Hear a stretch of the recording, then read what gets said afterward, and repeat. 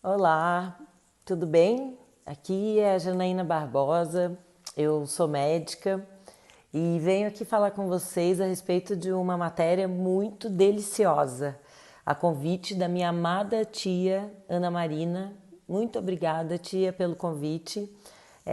Esse assunto é um assunto que eu gosto muito, porque quando eu descobri o que eu vou contar para vocês agora, a minha vida se modificou bastante em vários aspectos de julgamento de ações.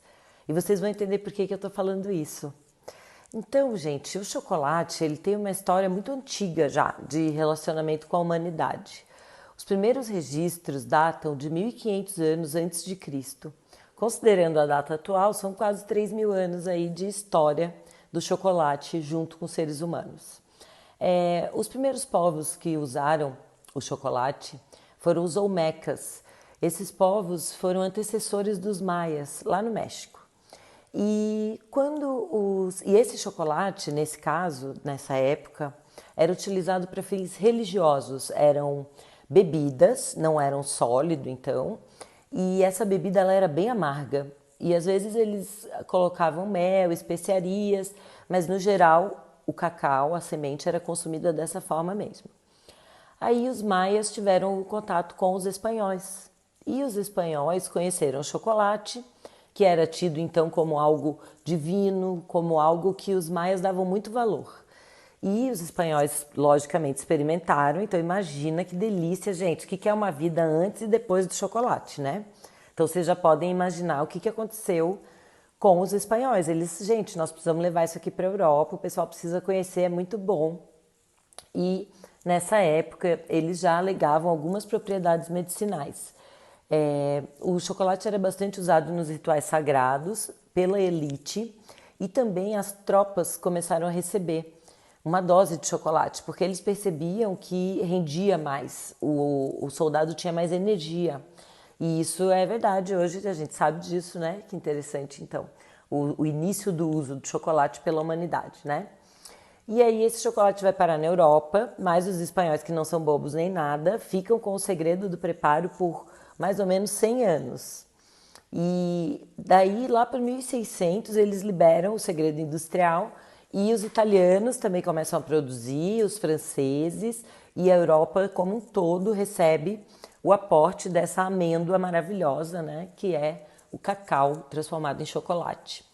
É interessante notar que quem acrescentou o leite à fórmula do chocolate foram os suíços, ao que parece para adequar ao paladar dos europeus que preferiam as bebidas quentes às frias, como era consumida aqui na América, e mais adocicadas. E o leite ele é muito rico em açúcar, né? A lactose é um açúcar.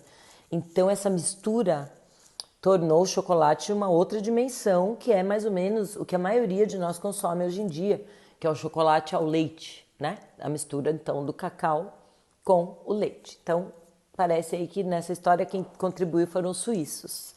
E nós consumimos então o chocolate desde essa época, com várias propriedades alegadas. Existe uma questão com os seres humanos, né? Chamada instinto de sobrevivência, pode se chamar assim também. O instinto ele é um mecanismo que atua dentro de nós e ele serve para a nossa proteção. Só os humanos têm? Não. Esse mecanismo ele faz parte do cérebro mais antigo. Então imaginem que a gente tem um cérebro reptiliano que foi recoberto por uma camada de cérebro mais evoluída e depois outra.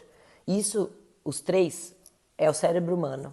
Mas só que a gente tem lá dentro, no fundo do nosso cérebro, uma estrutura que responde às ações ditas então instintivas que a gente faz, sem nem saber por que fez.